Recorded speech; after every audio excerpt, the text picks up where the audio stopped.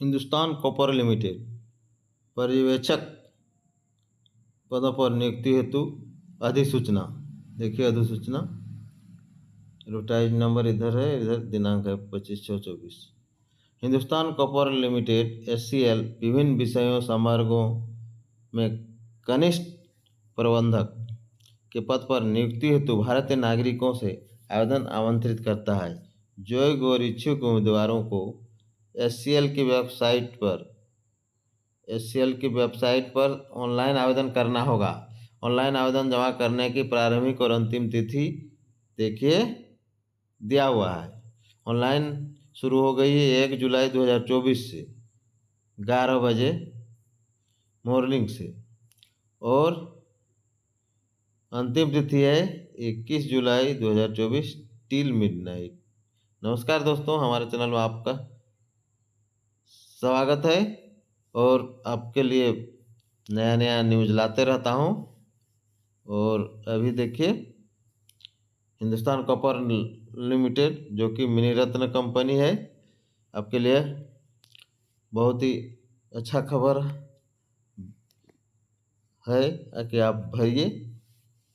अगर इसके योग्य हैं, इस आवेदन करने के पात्र हैं तो भरिए और आप एक नौकरी लीजिए और अपना ज़िंदगी की शुरुआत एकदम खुशनुमा कीजिए। तो देखिए क्या क्या पोस्ट है, एक एक करके देखते हैं। अगर आप नए हैं तो मेरा चैनल को ज़रूर सब्सक्राइब कीजिएगा। चलिए, और वीडियो में अंत तक बने रहिए। अंत तक बने रहेगा तो A to Z डिटेल समझ में आ जाएगा। देखिए, खनन 46 पोस्ट है। SC में 6, ST में 3, OBC 13, EWS 4, अनरिजर्व 20 है। माइनिंग का होगा इलेक्ट्रिकल वैद्युत टोटल 6 है। SC का 1 रिजर्व है, उसके बाद OBC का 1 रिजर्व है, EWS का 1 है, अनरिजर्व 3 है। ठीक है। कंपनी सचिव, कंपनी सेक्रेटरी 2 पोस्ट है, दोनों में एक OBC के लिए है, एक अनरिजर्व है। वित्त फाइनेंस से संबंधित देखिए टोटल पोस्ट 1 है और ये अनरिजर्व है। HR का 1 पोस्ट है, ये भी अनरिजर्व है, यानी टोटल 56 पोस्ट। ठीक है, 26 अनरिजर्व है। SC का 7 गो रिजर्व हो गया, ST का 3 गो, OBC नॉन क्रिमिनल लेयर जिसका जो 8 लाख से कम इनकम है वही नॉन क्रिमिनल लेयर होता है। और EWS में भी इनका भी 8 लाख से कम इनकम होना चाहिए। तो ये हो गया टोटल 5 गो। तो इस तरह 56 कैंडिडेट के लिए HCL लाया है जॉब अलर्ट। अब इसके जोग हैं तो ज़रूर आवेदन कीजिए। और देखिए आगे देखते हैं, बेंचमार्क विकलांगता, यानी जो विकलांग है उसके लिए यहाँ इंडिकेट किया हुआ है। दोस्तों, इसको पढ़ेंगे तो बहुत समय लगेगा और बहुत समय इसमें ले लेगा, इसलिए इसको जो विकलांग है वो बढ़िया से देख लीजिएगा। सबका यहाँ इंडिकेट किया हुआ है, HH OA क्या क्या है, सबका यहाँ इंडिकेशन किया हुआ है। हम लोग आगे बढ़ते हैं। देखिए, इसमें visually handicapped, hard hearing, orthoptically handicapped का देखिए पोस्ट दिया हुआ है, एक एक रिजर्व है। वो क्षैतिज आरक्षण है, मैंने आरक्षण में आरक्षण है। ठीक है, केवल ऐसे व्यक्ति जो 40% से कम प्रासंगिक विकलांगता से पीड़ित हो हुए PWA के अंतर्गत विचार के पात्र होंगे। 40% आपका विकलांगता होना चाहिए। ठीक है ना, मतलब 40 से कम नहीं होना चाहिए, कहने का मतलब। अब पात्रता में आते हैं। चलिए, क्या है पात्रता, तो देखिए माइनिंग के लिए, माइनिंग में डिप्लोमा के साथ संबंधित क्षेत्र में 5 साल का अनुभव। मेटेलिफेरस माइंस के लिए फोरमैन का योग्यता प्रमाण पत्र।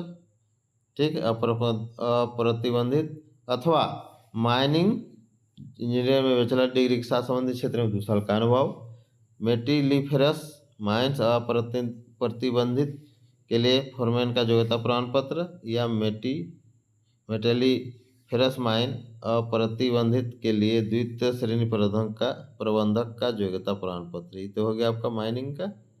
अब इलेक्ट्रिकल का, विद्युत का, इलेक्ट्रिकल इंजीनियरिंग में डिप्लोमा के साथ हम क्षेत्र में 5 साल का अनुभव होना चाहिए। इलेक्ट्रिकल इंजीनियर में बैचलर डिग्री के साथ संबंध क्षेत्र में 2 साल का अनुभव चलेगा। अगर बैचलर है तो 2 साल का अनुभव चलेगा, और डिप्लोमा है तो 5 साल का। ठीक है। कंपनी सेक्रेटरी, कंपनी सचिव, स्नातक के साथ संबंध क्षेत्र में 5 साल का अनुभव होना चाहिए। यूके भारतीय कंपनी सचिव संस्थान की अंतिम परीक्षा उत्तीर्ण।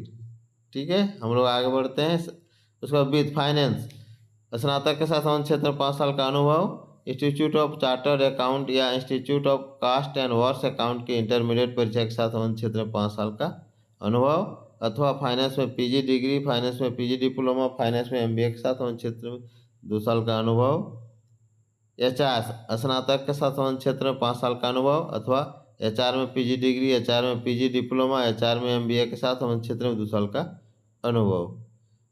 कार्य अनुभव निर्धारित न्यूनतम आवश्यक योग्यता प्राप्त करने के बाद नियमित आधार पूर्णकालिक नौकरी में होना। देखिए, उसके बाद आवेदक को सत्यापन समय अनापत्ति प्रमाण पत्र प्रस्तुत करना होगा। अगर कहीं आप दूसरा जगह काम करते हैं तो आपको उसका अनापत्ति प्रमाण पत्र देना होगा।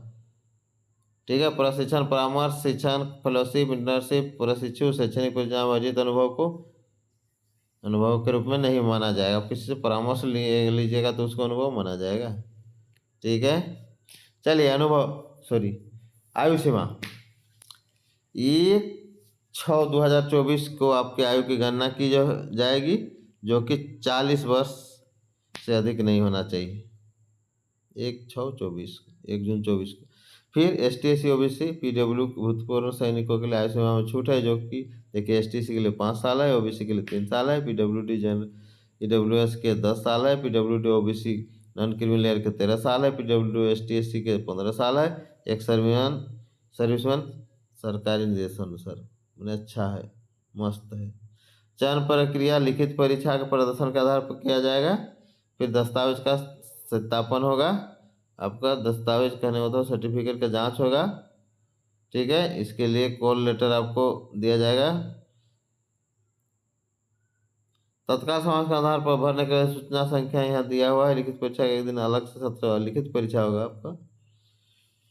दस्तावेज सत्यापन हेतु उम्मीदवारों को शॉर्ट लिस्टिंग के लिए CBT कंप्यूटर बेस्ड में निर्धारित कुल अंकों में से न्यूनतम अंक आपको लाना होगा। OBC के लिए 30%, ST/SC PWD के लिए 20%। मुआवजा पैकेज, देखिए चयनित उम्मीदवारों को क्या पैसा मिलेगा। अगर आपका सिलेक्शन हो जाता है 30,000 से शुरू होगा, 3% उसमें इंक्रीमेंट जुड़ेगा तो 1,20,000 तक जाएगा। ठीक है। सेना अनुबंध बॉन्ड, आपका बॉन्ड लिया जाएगा 3 साल के लिए, और 3 लाख रुपए का बॉन्ड देना होगा। 3 साल से पहले आप छोड़ते हैं तो आपको 3 लाख रुपए जब्त हो जाएगा, नहीं छोड़ते हैं तो आपको मिल जाएगा। क्लियर हो गया। वही चीज दिया हुआ है जो हम बताए, 3 वर्ष की बॉन्ड राशि वह जमा करने के उत्तरदायी होंगे।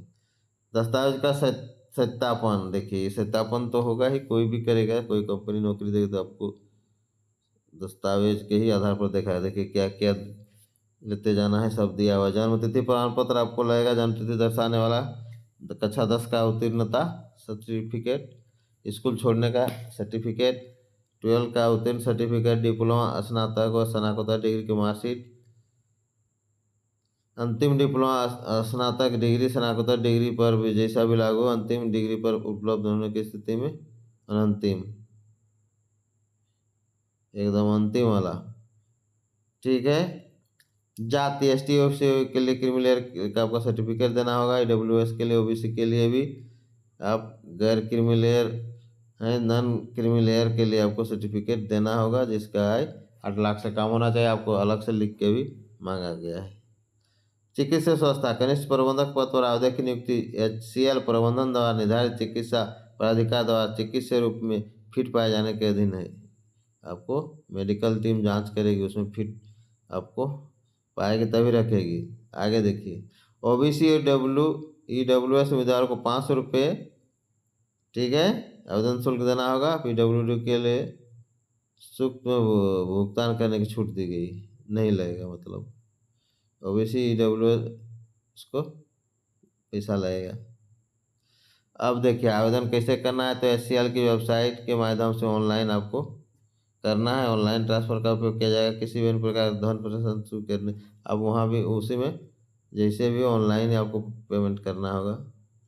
संशोधन, अगर किसी भी तरह का कोई संशोधन होता है तो देखिए इस पर आपको सूचना दी जाएगी, समाज न न कि समाचार पत्र में। आप इसको वेबसाइट देखते रहिए, चला दी जाती है, ठीक है। आपको उसका टेंशन नहीं लेना है, हम लोग हैं ना, हम है ना, फटाक से वीडियो बना कर डाल देंगे। आप सब्सक्राइब कर लीजिए, इसलिए यही यही चीज़ तो बोलते हैं, इसलिए सब्सक्राइब कर लीजिएगा तो फ़ायदा में रहेगा। आएगा वीडियो फटाक से डाल देंगे। अब नहीं सब्सक्राइब कर लिया, खाली भाग जाइएगा तो आपको पता थोड़ा चलेगा, नोटिफिकेशन जो सब्सक्राइब करेगा उसी के पास जाएगा। ये से सब्सक्राइब कर लीजिएगा तो अच्छा रहेगा, ठीक है। वही चीज़ को इधर और थोड़ा है, एप्लीकेशन में पढ़ लीजिएगा। देखिए सामान्य निर्देश यहाँ दिया, 18 वर्ष से अधिक आयु के बाद आएंगे आवेदन करने के पात्र होंगे, उसके बारे ही दिया हुआ है टोटल। इसको आराम से आप पढ़ लीजिएगा, इसको इस तरह धीरे धीरे करके और पढ़ के देख लीजिएगा। टोटल वहाँ ऑनलाइन में भी दिया हुआ है, उसको अब आराम से पढ़ लीजिएगा। तो वेबसाइट में देखिए, इसका वेबसाइट जो है शुरू में ही हम लोग देखे थे, उसी में आते हैं एक बार।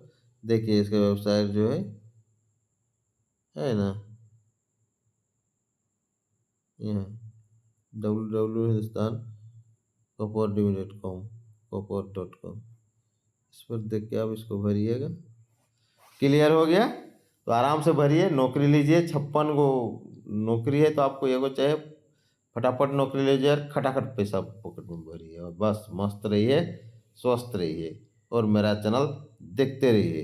जय हिंद, जोहार झारखंड।